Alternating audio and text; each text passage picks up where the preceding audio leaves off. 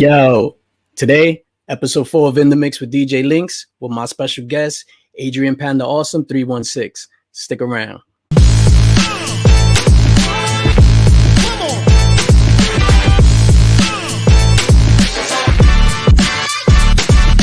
Let's go.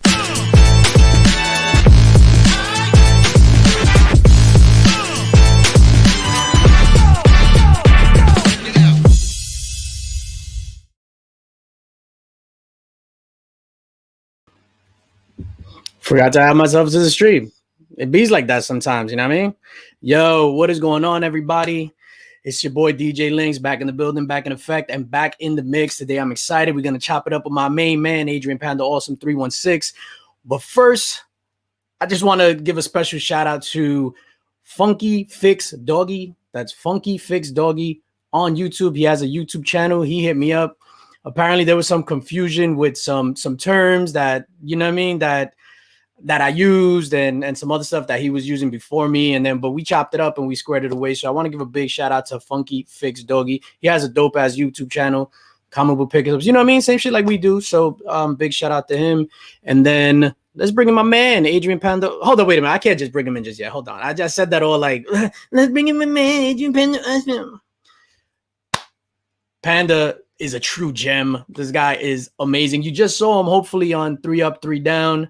And he is just an awesome cat. So let's bring him in.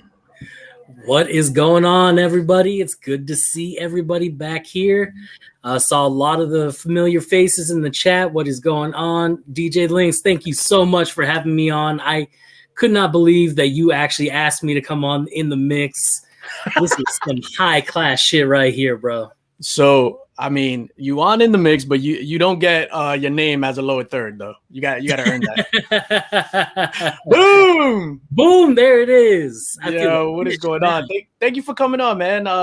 Episode 4, I was just like, who better than to reach out to? I was thinking about who to reach out to, because besides just comic knowledge and doing interviews and just talking stuff like that, I like to vibe with people.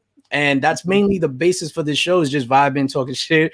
Obviously, we go back and forth on the gram. We have a lit chat and all that stuff that started with the DJ Linx mystery boxes. So obviously, you were one of the cats that I wanted to reach out to bring you on. And cheers to you, my friend. Yes, thank you. Cheers. What are you drinking? Water, but it's all good. Water? It's got vodka in it too. I'm sorry. Did I say just water? So that was Adrian Pandawesome, ladies and gentlemen. Yo, let's say what's up to the chat before we get into the shenanigans. Ruben Guzman, what is going up? Bearded Avengers Assemble, Kawabanga fam. Tapia Alex, what is up, cuzzo? Monsieur LeMay. What is going on, dude? Hey, yo, Knicks, Kicks, and Comics. Very awesome episode of 3 Up, 3 Down, my man. We're actually going to do up number 4 and down number 4 once we get into it. Gary B, the casual comic guy, the patron saint of the comic book community. We got my man LaCrucius. What's going on? What up, New Mexico? What up, New Mexico? Slotted up 503. What is going on, Jason? What is popping? I hope your mustache grew back. It looks like it is, man. Yeah, for somebody that doesn't know, that is the most randomest thing. If somebody clicked on it and heard that. How you doing? I hope your mustache grew back. Yo, Freaky Louie. Let's do this, people. Gotta love some Freaky Louie. Remy Q, the god, the goat, the man, the myth, the legend, Remy. Chip Getler just found out this guy rubs shoulders with some big cats over there in the Chi-Town. Very humble guy. Didn't know that either, man. I was very shocked. Yeah, I want an autograph by proxy. Madeline, what is up, boo? Is that your daughter? That is my wife. That's your wife? Nice. She's a supporter. She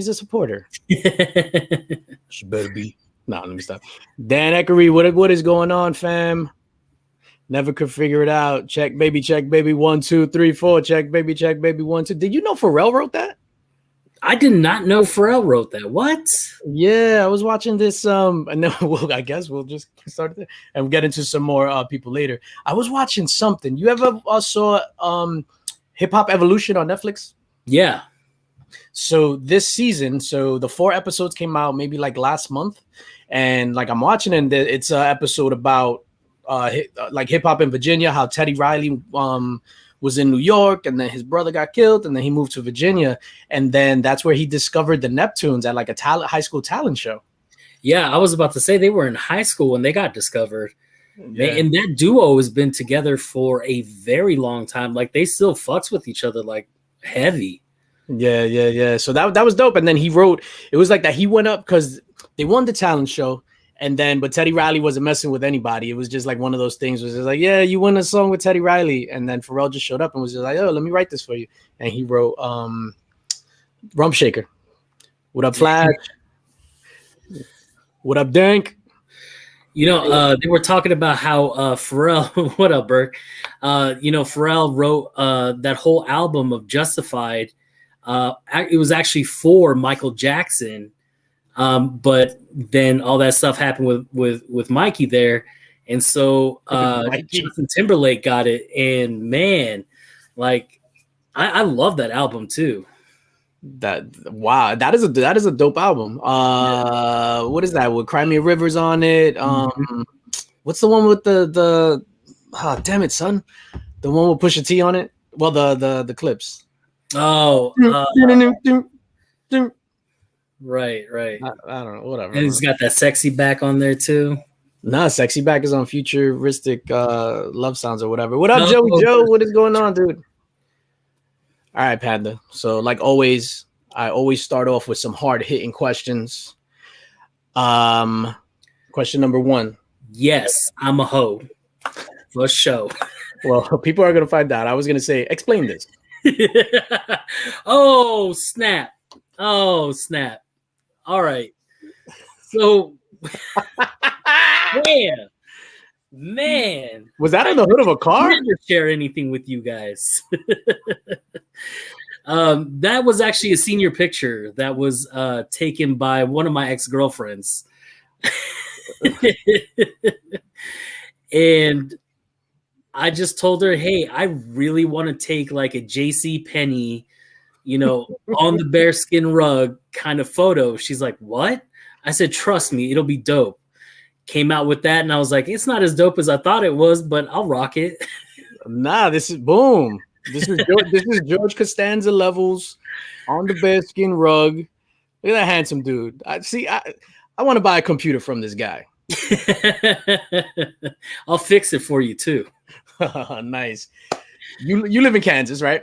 I do. I live in Kansas. Were you born and raised in Kansas, or did you move around? Actually, I was born and raised in El Paso, Texas. So I grew up during the era of the Cowboys. So I've always been a Cowboys fan. Back in the day, we won those championships with the triplets. Like that was my team, and it always will be. So it's just kind of weird being in Kansas when you're surrounded by people like Burke Fam, who's all about the Kansas City Chiefs, and you're just sitting over here like, nah, son, like we need to run it back. We need Prescott to get on his A game and start doing some stuff. But yeah, I grew up in Texas, man. Like in the Cowboys, like in the, the cocaine. Cocaine Cowboys. Yo, big shout out to Chip Getler with the $20 super chat. I guess just give him compliments and he'll give you $20. So Chip, you are awesome, dude. Chip is the man. We're gonna leave that up there for a bit. Yeah, so I guess I don't really have that problem. I'm not a big sports guy, dude. Like I don't know why, but I was never into football. Uh-huh. I don't know why. I think that's I don't know. I don't know. I think the culture in like the Midwest and things like that, that's just definitely footballed out, right? Yeah. So Texas is huge with football. Even as a young kid, they try to get you into football. So it's just like, I don't know if I want to get into football. And, I'm not a big sports guy, but I'm a big guy. So everybody always asks me like, yo, what position did you play? I'm like, I was a bowler. Like, I don't know. 10 pin, king pin. I don't know. You know? You really were on the bowling team? Yeah. So I lettered my freshman year. I was on varsity on my freshman year. My freshman year, they started the bowling team. Freshman year, what? That's high school? High school, yeah. Freshman year of high school, and I ended up lettering as a freshman and stuff like that. So that's my big claim to fame. But, you know, I was never really a physical person. I hate running. That's probably why I get the size that I am. You know, round is a size, right? Or a shape. And I'm in some sort of shape, so I love it. No, I mean, round is definitely a shape. Yeah. That's what it is. Yeah, it's funny because you could tell, like, the lettering and varsity and all that stuff. Again, that's a Midwest thing or a Southern thing, because I have no idea what you're talking about. Like, because we don't do that up here. So what'd y'all rock? Because I know you guys have varsity jackets. But that was just like a style, though, wasn't it? That it was definitely a style. So it was just like, yo, let me go get an Averex varsity jacket because my school doesn't want to give them out. But yeah, but we never had like the jackets or anything like that. It was just, you know, army coats from like the Nas video and shit. So when did you move to Kansas from Texas? There was a chuckle there. That means there's a story.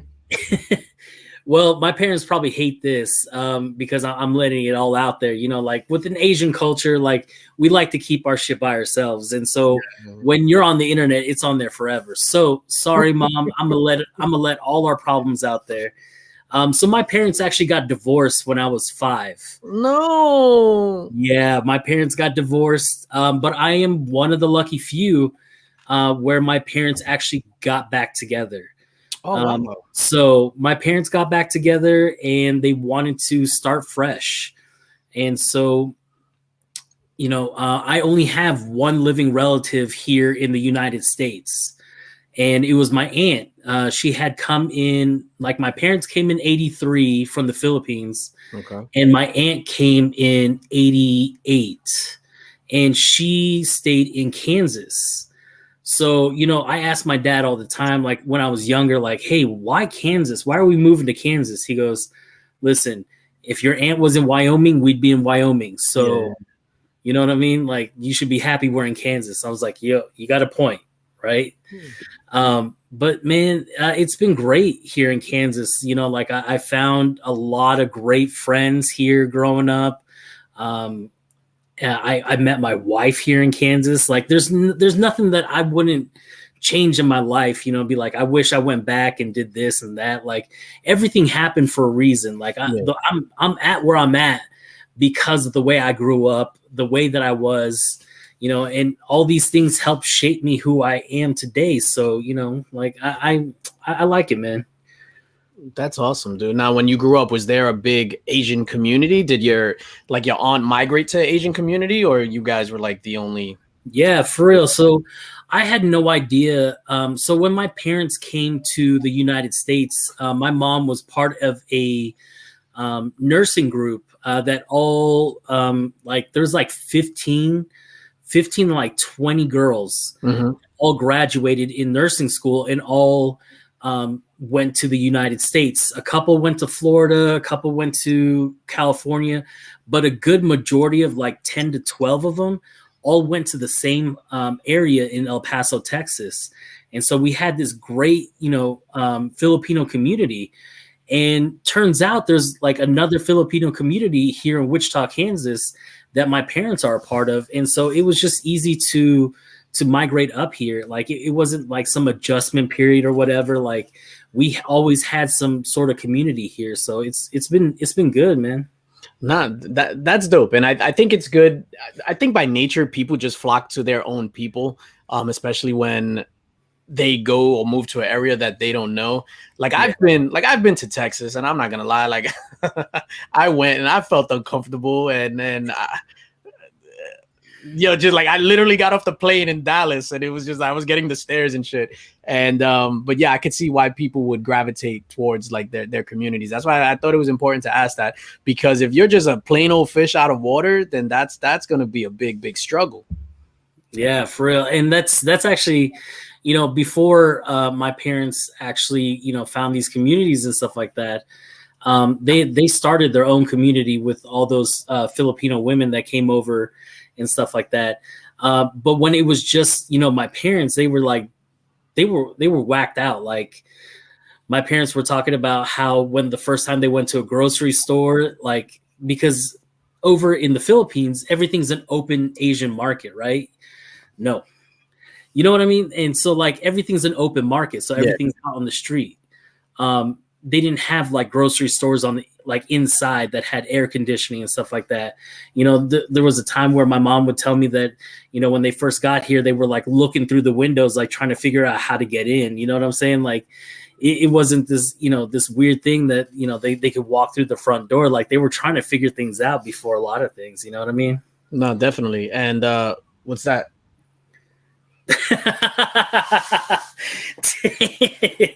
Was that the only senior picture that you saved? That is the only one. Ladies and gentlemen, if you're just tuning in, this is the handsome panda.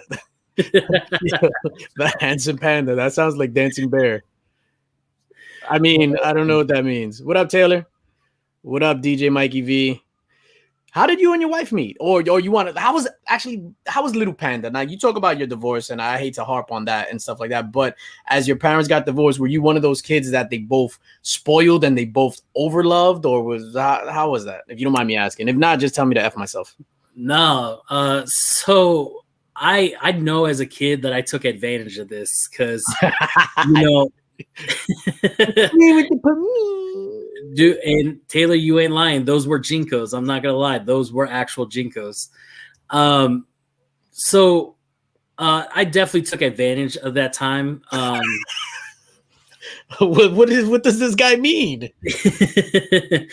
So I definitely took advantage of the time because my parents are like, I want you to love me more or whatever. Yeah. So I would ask for Ninja Turtle characters. That was huge back in the day. Ghostbuster figures, and so what I didn't get from my mom, I would try to hit up dad, and then back and forth. And so I think that's actually what brought me up in that whole collecting mindset was because, I would want all the characters, I can't just have just the one and be happy. Like Mikey's my favorite turtle. But once I get, like a NECA figure of Mikey, I have to get the rest of them. Yeah. Like, because what's the set if it's not a full set, right? Yeah. So, but yeah, I just got lucky in that my parents ended up getting back together and stuff like that. So. No, that's awesome because you rarely hear about that. Right. Like my wife's uncle, he had gotten, I guess it was before I came around, but my wife's uncle, he had gotten divorced or he broke up with his wife, whatever, even before. This was like 20 something years ago, and they got back together like 2 years ago. So there was like a 25-year gap where they both had kids, adults, and then they got back together, which is crazy. So dope. Is it dope? Yeah. It's just how it played out. So, you mentioned manipulating your parents into buying you toys. Was that the first thing that you collected? Was like action figures and stuff? Yeah, definitely. That was definitely one of the things that I collected. I collected a lot of Batman stuff, especially from the '89 movie from Tim Burton. I remember specifically being in the Philippines when my birthday hit and the movie came out. My grandpa took me to go see that. And I remember getting a couple boxes of cereal that had that bank, that plastic, Batman coin bank or whatever. Dude, I remember that like it was yesterday. Like I remember the cereal tasted like ass. But it was because like I wanted the piggy bank, and that's what I wanted. You know what I mean? In a good way or a bad way? No, no, I'm not one that likes to eat the groceries, man. Jesus Christ. Me.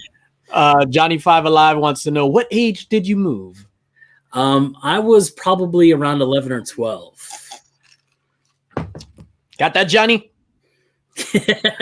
And Johnny 5 Alive, he's actually in El Paso, Texas. Oh, wow. So that's what's up. That's dope, and that's like all desert out there, right? Or am I? Dude, I'm just stereotyping El Paso, Texas. dude, that's a very good stereotype. I mean, El Paso, Texas is mainly Mexico. If you think about it, Okay. It's like a stone throws away from Juarez, like that. The border like is just right there. You know what I'm saying? Yeah.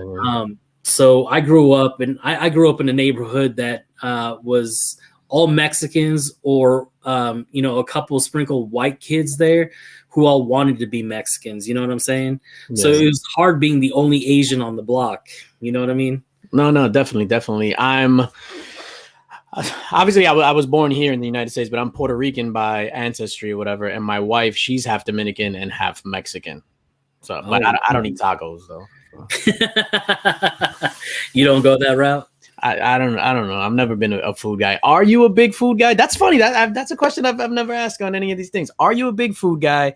What are your favorite foods, and what's your death row meal? Like if you were getting the chair tomorrow, what would be your last meal? Ooh, I never thought about death row meal. Like I'm a pretty big food guy. Like one of the things is, like I love the Ninja Turtles. Yeah. And pizza has always been my thing. Like I don't know, that for me, death row would probably be a nice slice of pizza. You know what I'm saying? Does Kansas pizza qualify as pizza? Oh, that's what I'm saying. Oh, maybe I haven't had pizza yet. I've gone this many years without having pizza yet. Yo, the Taylor's hilarious. You got to give it up for Domino's, because Domino's tastes the same no matter what state you're in. Yeah, cardboard. I actually enjoy Domino's, believe it or not. For real? No, I don't. Oh, Boricua. Yo, fellas, Boricua. Yo, rip to our boy. You know what I'm saying? Did you hear about that? Who? Here's your chance. Do your dance. Yeah, Shock G. Shock G, man. I can't believe it. Another one. Yo, the Humpty Hump. When it's funny, because when I was doing my DJ thing, I would always put like so it's like no offense, RIP, but like the corny rap song. So I would put literally Bust the Move by Young MC, mix that in with the Humpty Dance, and then Doing the Butt. That was the straight order that you had it? Yeah, it was one of those things that we would just do. So with your DJing, did you do a lot of house parties? Like, how did that all come about? Oh shit, you just flipped the script on me, son. By the way, comic book. This is still a comic book show. So every couple of minutes we just have to show a comic book just to qualify it to be a comic book show. So the DJ stuff, yeah, house parties, weddings. I didn't do any bar mitzvahs, sweet 16s, a lot of in stores, like towards I guess more recently before COVID. So I would DJ like in the mall, in Victoria's Secret, things like that. Like, the corporate gigs, it's like sometimes I would go in. It just sucked because I would bring all my equipment, right? And I had a bunch of equipment. Like this is an actual mixer, like if you take off the cover. And I would go to the mall, I would go to Victoria's Secret, and I would set up. So it takes me an hour to set up. I would sometimes play for like 45 minutes, and my boy, who was the district manager of Victoria's Secret, he'd be like, "Yeah, just shut down." And I'll be like, "Okay, so go." But it was like the pay was like triple of what a normal party would pay. Dang. Yeah. So what got you into DJing though? Like, how did that, like, did you just pick it up, or did you have an older brother that did it, or did you have shit, I'm being interviewed. That's a good question. My dad was a DJ. So growing up, my dad always had the equipment. So he was always playing music. You know, he would come home from work on a Friday, and he would just play music, blasting it to all types of nights. So I grew up around all types of music. I guess back then there wasn't really rap, but he wasn't into that because it was like the early 80s. But like doo-wop, Spanish songs, a lot of like R&B, a lot of what would you consider it, like not break beats, but things that have break beats, like a Break for Love, the original version of the Mexican, like things like that. Somokosa, Dance to the Jungle's Beat, like a lot of stuff like breakdancing type music. So Yeah. he was a DJ, and then he would, like when he would go to work, when I became of age, like 10, 11 and stuff like that, like my brother would like play music, and my mom would let us play music on my dad's equipment. And then, but she would be looking out the window to see if like he was coming. And then once he would come, once she saw him up the block, she'd be like, yo, shut it off, shut it off. So that's how it started. Like my brother would play, then I would play. So like I became a professional DJ in 2007. That's when I formed my like LLC, my DJ company, contracts and all that stuff. Super legit. But like my little brother's a DJ. He's actually watching, DJ Mikey V. Shout out to him. My older brother did parties as well. My second older brother did parties as well. But music is just within us. And that's one of the things that I sometimes my father and I, we don't see eye to eye on a lot of things, but there's one thing that we see eye to eye on is that he gave me my love of music, and I like love music. Man, that's dope, man. That's dope. Like I grew up listening to things that my parents listened to. You know what I'm saying? Yeah. See, like this shit, like Break for Love, and then Follow Me. Follow me. Why don't you follow me? Nick knows. Nick knows. Yeah, but that's like that New York like dance club Palladium type stuff. Yeah, and I know that you've said it before, but why Linx? You know what I'm saying? Like the Cuban Linx? Is it? You know what I'm saying? Like what got you your name and like your brothers? You said that your brothers are DJs too, right? Like what are their is like DJ, Diamond Cut? Damn, you're gonna just keep throwing those jinkos up there. Yo, those jeans are fire. Linx, like the name originated from high school. So senior year of high school, like I was just like, what haven't I done? Because I did a lot of shit in high school, and I was like, what haven't I done? I didn't do the talent show. So then I was just like, yo, let's me and my boys, I was like, let's do the talent show, let's do a rap, whatever. One of my boys didn't rap. I was just like, that's fine, I'll write your verse. I wasn't a rapper either, but I was in the poetry club and same shit, right? And my favorite album at the time was Only Built for Cuban Linx. Raekwon's Only Built for Cuban Linx. And then I was just like, yo, we're gonna be the Cuban Linx. I had my stupid little chain, you know what I mean? So I was like, you, and none of us are Cuban, but I was like, yo, we're gonna be the Cuban Linx. And this is before the rapper Cuban Link. So then from there, we formed like a little crew, and then we were known as The Linx, DALINX. So The Linx, because we were cool like that. And then that was we were a tight-knit group of friends, and then we all went our separate ways through life and things like that. And then when I became a DJ, I was like, yeah, you know what? I'm just gonna take this name. Like I named us, I'm taking the name. So that's how I became DJ Linx. And then I had named my dog, rest in peace. His name was Link with a LINK. So Link. Yeah, but thanks for asking, man. How did you get the name Pandawesome? Do you have like an affinity for pandas? No, so I fucking hate pandas. No, it's just one of those things that you get a nickname for back in the day. I'm a really big hugger. Like if you see me, if I meet you for the first time, it's not just gonna be a handshake. It's gonna be a fucking hug. You know what I'm saying? So I love giving hugs, and I've been known to give some really good hugs and stuff like that. And so a lot of people were like, man, you're just like a big teddy bear, but you're Asian, so you got to be a panda bear. So I was just like, all right, I guess, that's not racist, but yeah, I'll be a panda. Oh, no. So I feel bad for calling you Panda now. I'm like, no, it's been a nickname that I've had since like grade school, bro. Like it's just always stuck. I've also had other nicknames. Like if you guys see on my YouTube channel, I named it so long ago. My first nickname was the Asian Sensation. Wow. And that, yeah. So, it played like that. So I've had that nickname forever. And one of my handles on, I think, early PlayStation was Pandawesome, just playing off the word panda and then adding the word awesome afterwards and stuff like that. So it just stuck, dude. Nah, I hear you. And I guess one of those things is like my brother. So my second older brother, so I'm 41. I think he's 43 or 44, right? when we were kids, so his skin is dark and his teeth were, kind of big. We used to call him the Beaver. Like, shut up, Beaver. That was his name. Now we're in our 40s, and that's just his nickname, Beaver. Yo, Beav. We call him Beav. And it's a term of endearment. But back then it was like, shut up, Beaver.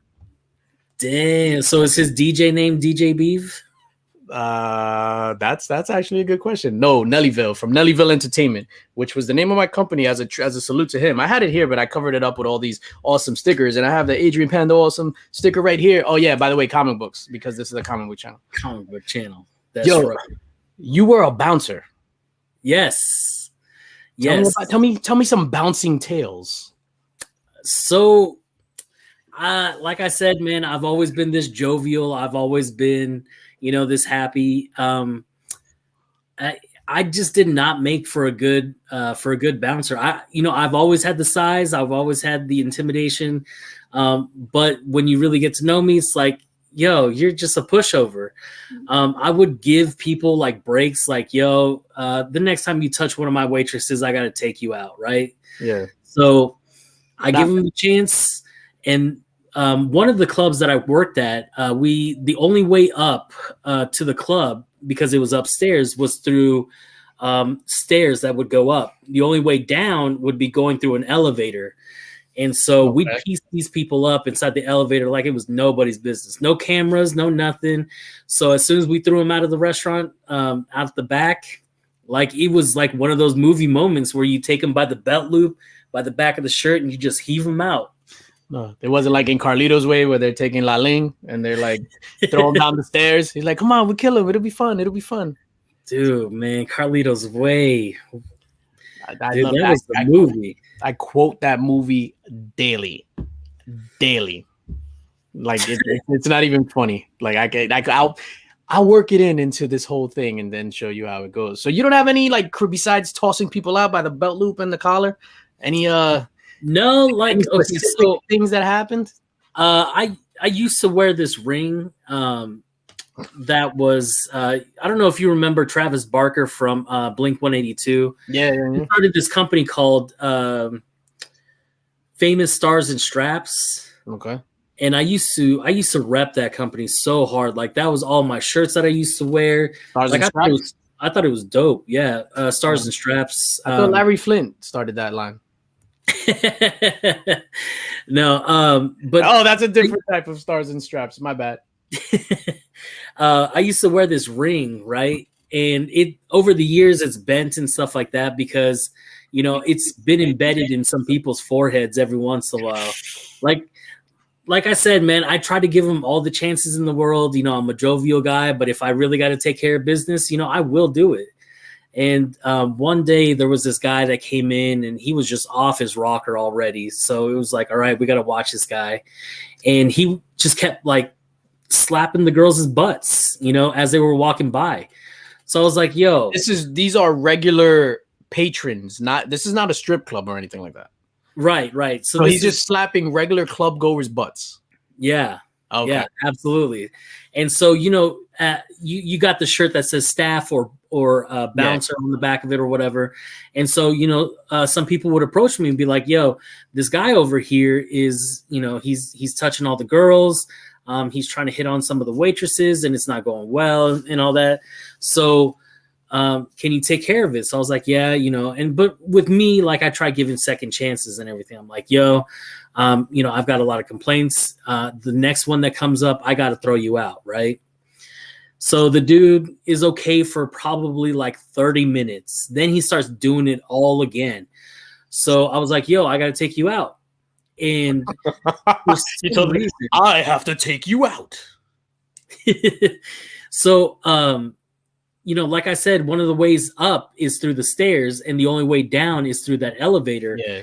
And so three of us, we called this dude Farmer John because all he wore was overalls and the dude weighed over 500 pounds, 6'5", weighed over 600 pounds. Farmer John, he was probably the strongest person I think I've ever met. Never lifted weights. He was just that freakishly like naturally strong, right? But that's how all those strong men are. All those strong men don't lift weights. They're just big freaks of nature.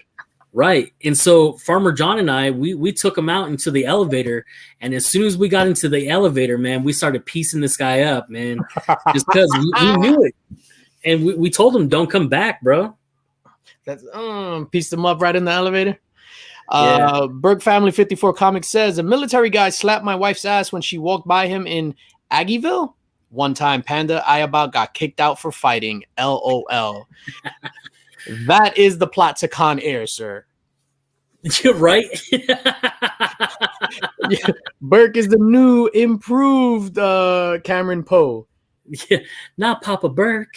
Papa Burke. Macho, oh snap, I was a bouncer back in the days. I believe you, sir. Yeah. I believe you. Macho is an intimidating looking figure. Yeah. Blew my mind when I saw a Chubby Pop Chaser being a DJ in a strip club last night. You went to the club and you actually saw him? No. So Chubby Pop Chaser, man, he went live on Instagram and he was in the DJ booth just chilling it out. And I kept trying to put it inside the chat, like, turn the camera around, turn it around. Let's see what you're doing. You dirty dog. All right, now that you just brought up strip clubs, have you ever been or been like a regular or just a purveyor of strip club culture? I don't know what to call it. Just for the sake of conversation, are you allowed to even get into this? No. Okay. No. Oops. Comics. Awkward pause. I need to get an awkward pause. We had a regular strip club here in Wichita, which was the dopest. And a lot of my friends used to make fun of me and stuff like that because, I would go there for like special occasions, like, yo, I got my tire fixed. Let's go. You know what I'm saying? That's a special occasion. Exactly. Right.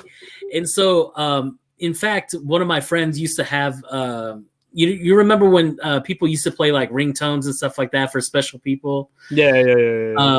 I still do, but with songs. I'm such a loser. I do the same thing, but my friend had T-Pain's "I'm in Love with the Stripper" every time I called. So every time I called them, it would be that that song that came up.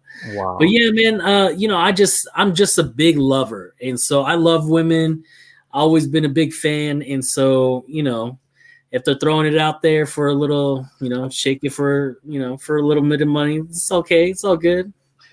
I mean, you gotta pay the bills somehow. You gotta get your money to pay the rent. I've never been. I think I've been to a strip club 3 times in my entire life. 2 of those were with my wife, and one time it was just my wife's friend. I forgot her name, but her husband or the person that was getting married had no friends. So my wife is just like, you guys need to go with this guy to his bachelor party. They're going to the strip club, whatever, blah, blah. And I'm like, I don't even know this dude. So then this is the first time I go in. So then we go into the strip club, me and my boys and stuff like that. And it's just mad weird because we don't even know the groom and shit like that. So whatever. So then I'm like, all right, it's a strip club. Let me get a dance. So then I'm like weird. So and then I'm just like with $20. I'm like, like just holding up $20. So the girl comes up to me. And then I'm just like, oh, can I get it? She's like, yeah. So as soon as I give her the $20, she's just like, oh, when this is over, can I use your phone? And I was like, what? She was like, oh, can I use your phone to call my son? And I was just like, yeah, hold on. You could use it now. So I legit gave her the $20. I stood up and I pretended to get my phone and I just walked away. Damn. I lost $20. Leave it to DJ Linx and Panda for talking about going to strip clubs. Can't talk about that on the Thursday night chat. That's for sure. Oh, man. So I'll tell you like how often that I went. So one of my boys was getting married and the best man, who's also one of my best friends, was like, yo, I don't have anything planned. I don't know what's going on. Like, dude, could you help me? And I was like, yo, I'll make a couple calls. We'll do this thing. And so my friend, his now wife, promised us that we would not go to a strip club. Yeah. And I'm sitting here like, yeah, okay. You know what I mean? Like, and so we end up going to the strip club. I contacted one of the girls that worked there, and she shut down one side of the whole club just for our party. Wow. And the girl was lit, man. She had a shower there. She lit her stuff on fire. Jesus Christ. Dude, and the thing that got me in trouble with my dude's wife is that he came home with no underwear. So I can't, she pulled him up on stage, put her stiletto through his underwear, and then began to rip it off of him.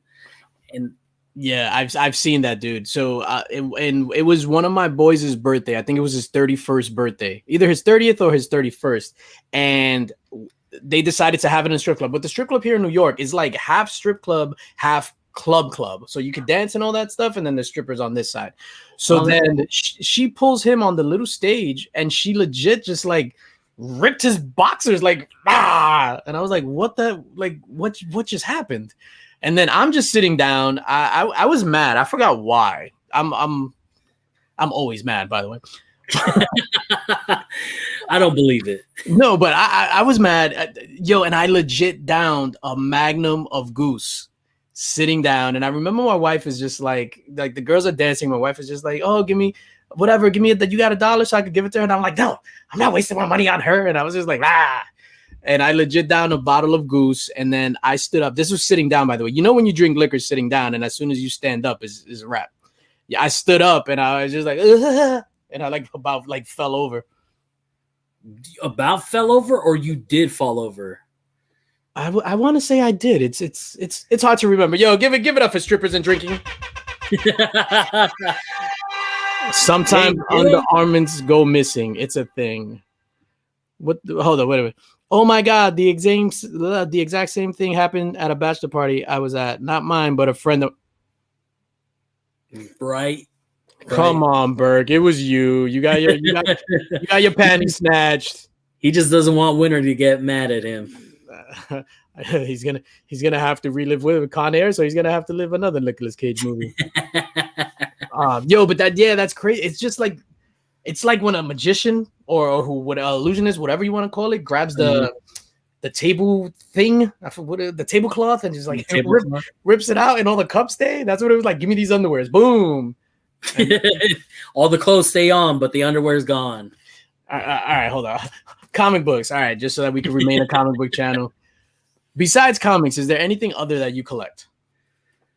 Oh, hold up. Time out. I promise you, it was a friend.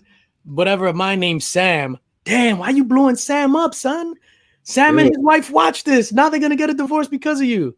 Dude, you see, I didn't say any names on my story. Damn, Burke. Damn, Burke just blew him up, man. First rule of Fight Club. Oh, Burke nasty. Papa Burke. Ladies and gentlemen, make sure you check out the Burke Family Thursday night chats every Thursday, and check out my guy, Burke Family 54. Always dropping content, always dropping knowledge, always dropping information. Check him out. What else do you collect, sir?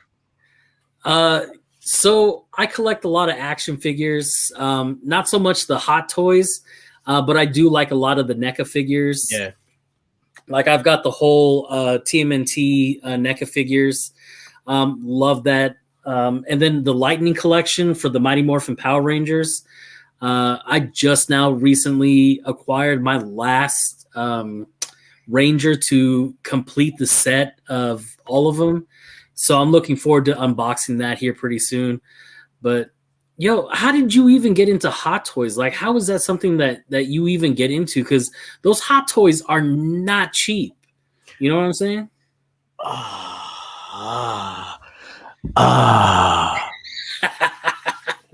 on. Hard hitting questions here.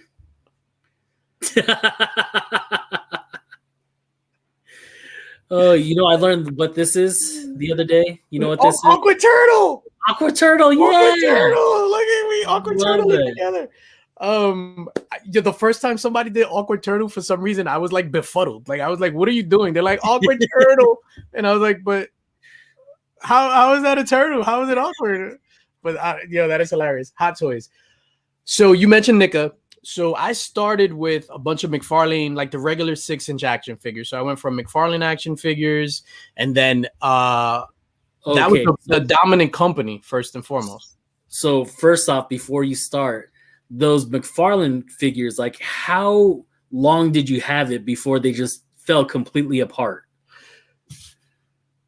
That's a good question. So every McFarlane figure that I've ever had has always fallen apart. The nickel ones are worse though. So like Oh, the early nickel ones, yeah, like the Predator and stuff. Like you have them on the shelf, not moving. So all right, so I'll get into that. So I had the McFarlane figures, all the way from Spawn Series 6 when it was still on the shelf at Toys R Us when there was a Toys R Us, and then I went back and got the other Spawn stuff. But I legit bought every single McFarlane line that came out. First the figures that I wanted, and then my wife was just like, "Why don't you just buy them all?" And I was just like, "Good point. Is your fault now." Greatest mystery that yes, Michael, the Teenage Mutant Ninja Turtles disappearing, and I know you took my Ninja Turtles and gave it away at school. That's my brother, man. Legit. I had, and I think I mentioned this before, I had all 4 turtles. I had Triceraton, Bebop, Rocksteady, and Slash in the case. Disappeared overnight. What? Disappeared overnight. And it was your fault, DJ Mikey V, and you're gloating right now. You're like, haha, I gave your turtles to a girl I liked, but guess what? She didn't like you back, sucker. Sucker. Let me stop. Hold on, wait a minute. Stop trying to hijack the show, sir. Yeah, so I bought all those, and then the NICA figures, and then some other company figures. So I just bought all the 6-inch figures. So then one day, and this room would look completely different. I'll send you a picture of what it used to look like. And then one day I go into Midtown Comics, and I was just looking. So I work right down the block from the Midtown Comics flagship store. I'm in there every single day. So then I saw they had the Henry Cavill Superman figure from the Superman line, and for some reason I just fell in love with it, and I was just like, I'm buying this. Nowhere to put it. I didn't have any shelf, any room, and I bought it. And then I started getting others. I had put up the way it is now. Before that, it was like these other shelves, and then some glass shelves up top. So the Hot Toys would, and then I just sold all my figures. So I sold all my McFarlane figures, all my NECA figures. Now you talked about them being brittle and breaking. As I sold them, and then I would take them and put them in Ziploc bags because they were all open. And then I would have to message the dudes on eBay and be like, listen, like this one broke, sorry. Because when I pack them up to put them in the Ziploc, like legit, like the arm will fall off as soon as you move them. Right. And some of the ones were really, like the Predator ones were really, really valuable. A lot of the early horror figures were really, really valuable. But yeah, I sold all my 6-inch figures just to focus on Hot Toys. I still have some McFarlane up here on this shelf, some of the early Movie Maniacs figures. And I regret. So, you know, like the 18-inch Movie Maniacs? Uh-huh. I bought, I don't know if you, EB Games. I don't know if you guys had that in Kansas. Yeah, we had EB Games. They're no longer a thing. Yeah, before GameStop bought them. So I go into EB Games. That's where I used to get all my figures. And they legit had the Freddy Krueger 18-inch figure in a Michael Myers box. What? How'd that happen? A factory error. So I buy it, and then so that's when I would buy stuff and just put it away, put it in the basement or whatever. So I bought it, and then I'm like, oh man, this is worth a lot of money. It's a factory error, blah, blah. I open it like 3 days later. I couldn't help it. Oh, shoot. So it was just like that. Look, that's my sister, by the way. And she's like, I waited for this for a while. Who stole the turtles? I'm telling you, it was this guy. I'm not sure, Crystal Gonzalez. This mystery has gone on.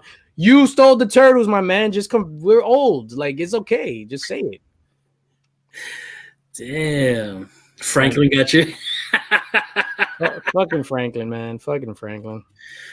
Yo, so how do you like the mixed media stuff? So that's one of the reasons why I never got into Hot Toys was because I'm not a big mixed media fan. Like those Mego figures, like, yo, just give me the hard plastic. Like, give me the straight, you know, like posed look of the wind going through. Like, I don't want to have to, you know, pliable, you know, do all this and all that. But man, how do you deal with the mixed media stuff? So you like it hard and straight.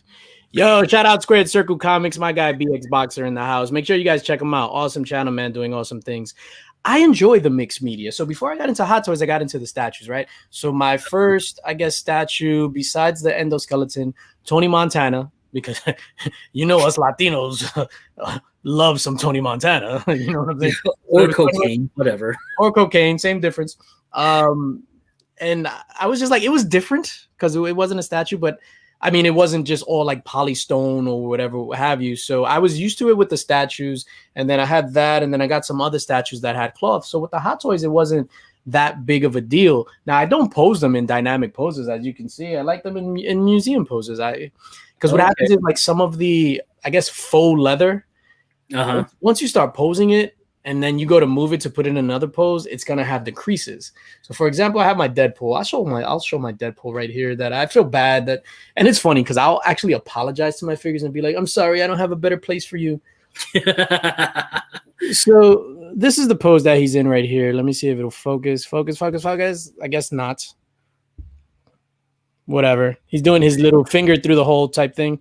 So you see how his arms are bent? If I were to straighten his arms, that crease will remain there.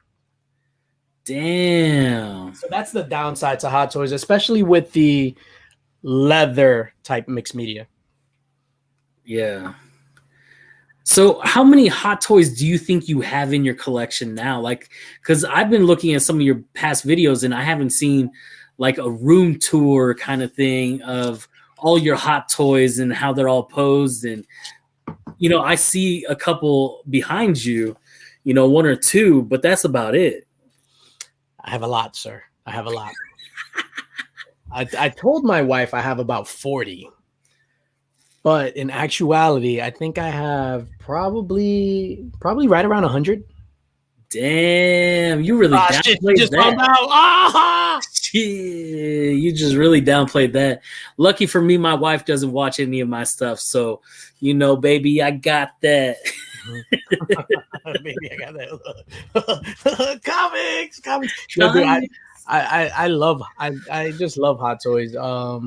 I don't know. It's just one of those things. But I don't know if I mentioned it. I sold all my. Oh yeah, I did because But so I sold all my figures that I've been collecting since what this came out, blah blah blah, like 98. Damn. So my first, I want to say, like 50 Hot Toys. That was. I'm not. Oh, hold up. Wait a minute. I'm not. Oh. Somebody's sleeping on the couch. Throw that senior picture up, man. Wow. Yes, macho. No. So I sold all my figures and that paid for like my first 50 Hot Toys. Like I got a good chunk of money for selling my figures, dude. Like I'm not even. So did you have a list of Hot Toys that you wanted to go, or you were just like, I want that one, that one, that one. Put it in the cart, get that one. You know what I'm saying? Or did you have like an organized list like, yo, you know, I need to get the, you know, the Thanos Endgame or, you know, this figure from this movie? Yeah. Good question. I was just like, I'm only going to do movie figures. And I've done that. So all the Hot Toys figures are strictly from movies. They're not from any video games or any comics. So I was just like, I'm only going to do movies. I'm only going to do, because the first one I did was Henry Cavill from the DCEU. I'm just going to do DCEU and then any MCU stuff. So then I wind up going back and getting the MCU stuff that was attainable, because there were some things that were just like ridiculously priced. And I was just like, I am not going to do that. And then one of the, see, it's just weird because they're expensive, right? But you can pretty much get them for free. Like, for example, I have this Joker. I think it's the DX12, the Joker from The Dark Knight Rises. Heath Ledger's Joker, right? Okay. So there's the MMS series, which comes with a little bit of accessories. And then there's the DX series, which comes with a bunch of accessories. So that Joker figure came with like 2 outfits, 2 heads, a bunch of accessories. So then what I did was I took the figure. Literally, I just have one of the figure with the long coat and a switchblade and the base. That's it. I sold everything else. So I paid $400, let's just say $500 for that figure. I sold everything else separate, and I wind up making $600 just for selling everything separate. So I do that with a lot of the figures. So on the channel, like the last Hot Toys figure I think I unboxed was that Mandalorian. So I paid like $450 for that figure, and I wind up selling all the accessories. I think I got like $325 for the accessories. So then the figure only $450 minus $325. What is that? $125. Yeah. Make some noise for math. Man. So with all that going on, like we talk about Grail comics that we got, you know what I mean? Like, what's a Grail comic that you have that you don't have now? Like, I know you've talked about getting a GSX-1. Yeah. Is that still like your number one like Grail comic that you want to get? Oh shit! You trying to get me in trouble? You frozen? Oh, I thought you were frozen. Maybe I bought a GSX-1 and just have it hiding. Nah, I'm just joking. Oh, you tease. I'm a tease. The goal for this year is definitely a GSX-1. We're fortunate, like, you know, we both work. We're both we're hardworking people, so we're fortunate. We're not hurting for anything. I'm not like rolling in dough by any means, but like legit make the hobby pay for itself. Like all those CGC books that come in, we sell them, save that money. Mystery boxes, we move some of those books, save that money. So I'm definitely going for that GSX. Like some of my grails that I have in my collection, I have it's funny because I have some of them right here because I was gonna do like the most valuable books in my collection book. Oh, yo, save that. I'll just show one. Okay. I'll just show one. Hold on. Banger, dude. What? At an 8.5? Yeah. Dude. Just 4, bro. That's big. And that's a book that's climbing right now. That's it. Oh, yeah, it is? Yeah. Oh. A lot of stuff, like anything that's doing with the MCU right now, like Winter Falcon or Falcon and Winter Soldier stuff, you know, especially with Black Widow coming up and stuff like that. We're going to be having another Avengers here pretty soon. So that book has been, you know, steadily rising. I mean, it's nothing like we're seeing with like an Ultimate Fallout 4 where it's the prices are just getting insane like every week. You know what I mean? Prices are getting insane on that book. And I heard you sold yours. You made the right call though. I'm not trying to shit on you. Like your computer was gone. You're in the YouTube game. The number one thing you need is a camera and a computer. Right. And so, you know, I wanted to upgrade my equipment anyways. And so, you know, like my wife said, like, hey, you always talk about the hobby funding itself. Well, your hobby is also your YouTube. So we can't put any of the money that we have saved up for rent, for buying a new car, for, you know, feeding our kids. You know, like, do you want to not feed one of my kids? I'm like, yes, let's not feed one of the kids. I want to keep, but you know what I'm saying? Like, I'm all on board with not feeding the kids for a book. But you know what I'm saying? So like I made the call, like, and I was talking to people like Austin LeMay, like, dude, Austin, what should I do? Like, should I keep it? You know, or should I sell it? Like, I have a sentimental attachment to it because it's one of the first big boy books that I like. Yeah. I won, and then all of a sudden turned it into a 9.8. And I was really damn proud of that. But it got to be the point where it's like, do I let go of one slab or do I let go of like 7 or 8? Yeah. And I was like, yo, I'm trying to grow the collection. If I can get one go out of this, I'm good. Yeah. And so I did, but man, I could have bought like 4 or 5 computers a month later had I just waited. I know, you know that took off at the right time. I bought that for my I don't know if he's watching. I don't want to say son-in-law. And then he's like, oh my god, the pressure. Oh my god. I'll just say my boy, right? I bought Ultimate Fallout 4 9.2 for Christmas for my boy. No pressure, sir. I apologize if you're watching. And dude, that shit tripled in value. And I told him, I was like, you better not sell this. If you're gonna sell it back to me. But it's crazy the way those books, any X-Men book. So GSX, you know, people are saying it's unattainable, it's unreachable because it's just the prices is crazy. So like X-Men, what it is, 94 with the second appearance of the full team. Is it 94 or is it 100? No, 100 has the old team going against the new team. Okay. So I think it is 94. It is 94. Somebody get Mark from Legion of Comics on the phone to Yeah, so that book is super skyrocketing. Yeah. But the reason why I brought up Grails is because, there's things that I didn't realize with Hot Toys. Like, I figured, like they're all at some sort of set price, or, the bigger figures go for more money. Like, do you have a Grail for your Hot Toys? Like, this is a hot toy that I've been searching for a long time. I've been saving for it, or, I've been wanting to sell a couple things just so I can obtain that. Is it the same for? Does it translate to the Hot Toys or anything like that, or it's just? No, so I'm caught up on everything that I want from Hot Toys. I get hold on, let me think about that. Yeah. So I went back and I got a lot of stuff. Like one of the most expensive ones, like I said, was that Heath Ledger Joker. So that was released before I started getting things. The Scarecrow from Batman Begins, because that was only available in a 2-pack. So I bought the 2-pack.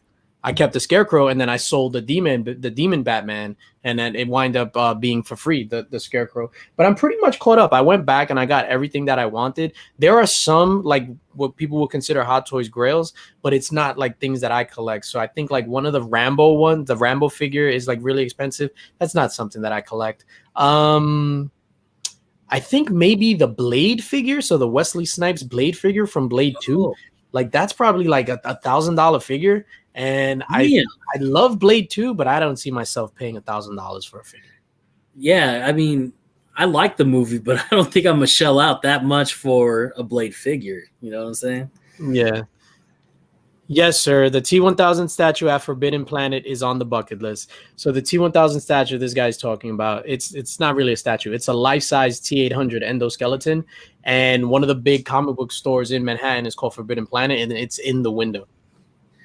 Oh, is it actually for sale, or is it just a display piece? So it's just a display piece, but you can get it. It costs about $5,000, but I don't think. Funny story about this. It's hilarious. So my brother comes up from Florida. Most of my family are located in Florida, right? So then my brother's just like, yo, let's walk around the city, whatever, blah, blah. So then we're walking around the city. So he's like, yo, let's go on Forbidden Planet. So he's taking pictures. We're standing in front of that Terminator statue, right? So it's me, my older brother, and my nephew, Brandon. Big shout out to Brandon. The three of us. So we're just there looking at the statue. And some dude just comes up and he just stands next to us. So now it's 4 of us in a row looking. And he just goes, damn, all it's missing is a dick.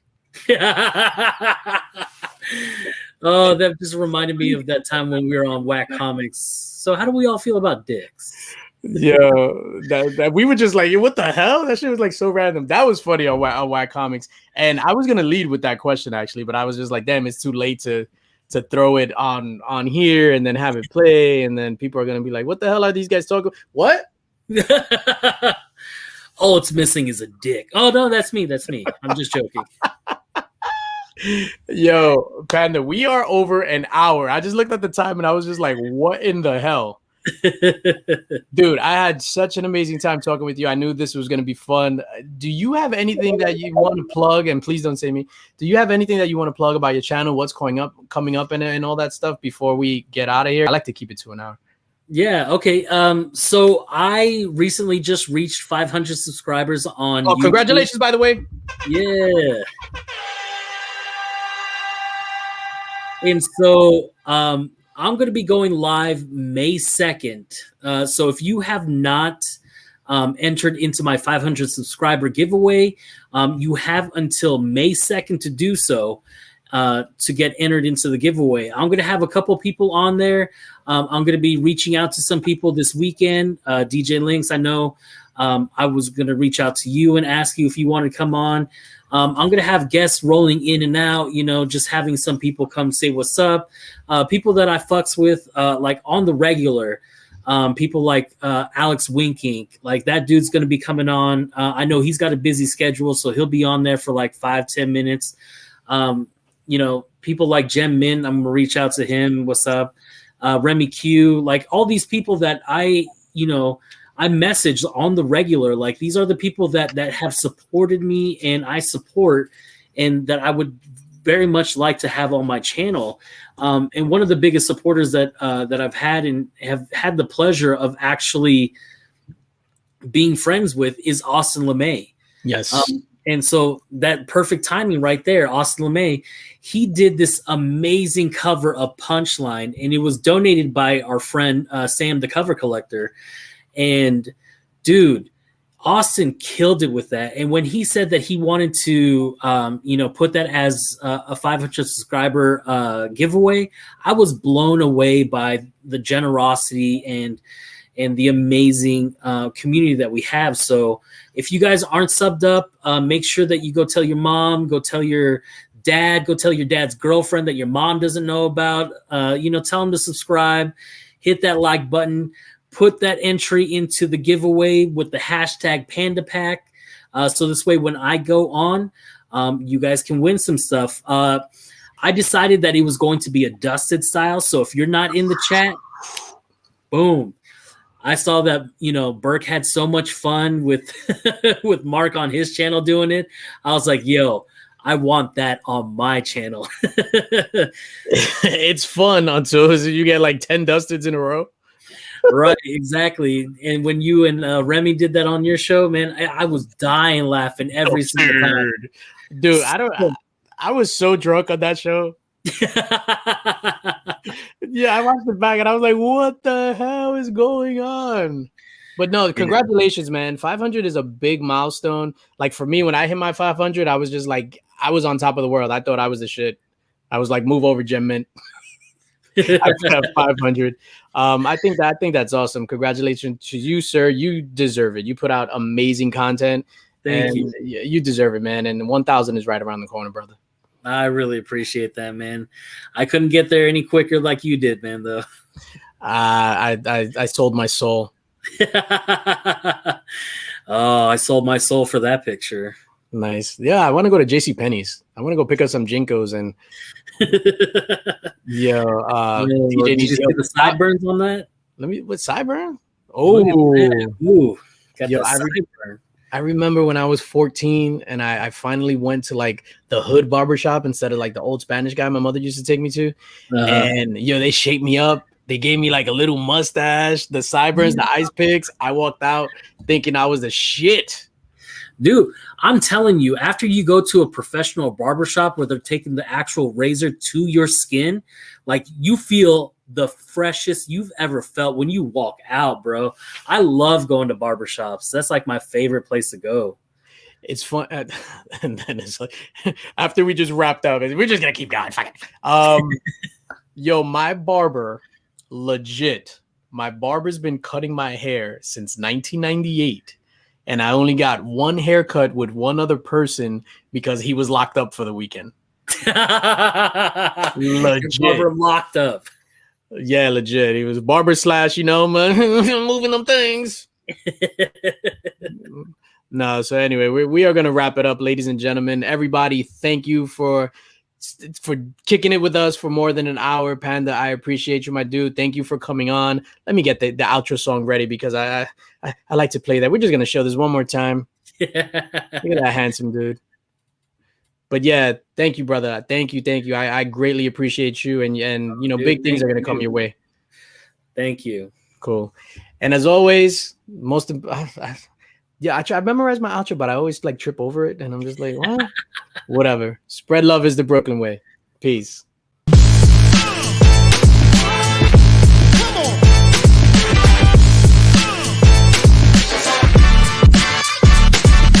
Let's go.